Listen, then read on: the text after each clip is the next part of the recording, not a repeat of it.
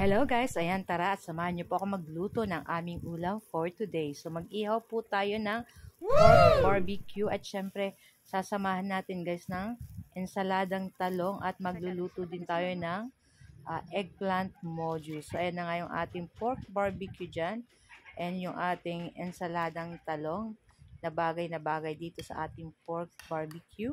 Syempre hindi mawawala yung ating eggplant modules na request din ng aking 3 sons. So tara na guys at samahan niyo po ako magluto and enjoy watching na rin po. So, kung bago pa po kayo sa aming page, ayan, huwag niyo po sanang kalimutan mag-follow para palagi po kayong updated sa aming mga video na i-upload. So, ayan ang ating mga sangkap dyan, yung ating mga gagamitin sa pagluto, yung ating pork, andyan din yung ating eggplant. Ayan, siya yung ating bida ngayon, eggplant.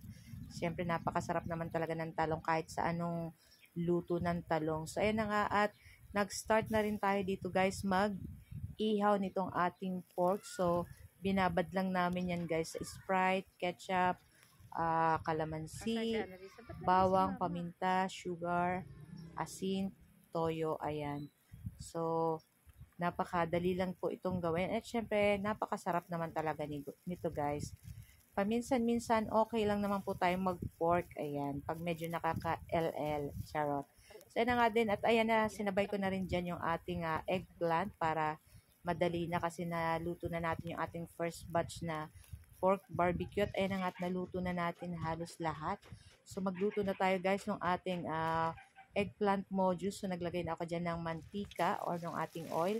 At nilagay ko na rin dito yung ating eggplant. Nilagyan ko lang yan guys ng breading mix na Tasty Boy at cornstarch, paminta at asin, konting asin. So, para maging crispy yung ating eggplant modules, kailangan natin lagyan po ng cornstarch para talagang crunchy pag kinain. O, diba? So, ayan na nga. At nag-brown na yan, guys. So, pwede na natin yan ahunin. Ayan. Magkuha tayo ng plate at lagyan natin ng paper towel para yung excess oil is nung ating paper towel. So, ayan na nga. At ready na rin kaming mag-lunch ng aking 3 sons. So, ayan na. At last batch na yung ating eggplant modules. Ayan. So, luto na rin to. At ready na rin natin itong ating ensaladang talong. So, yan yung ating inihaw na talong.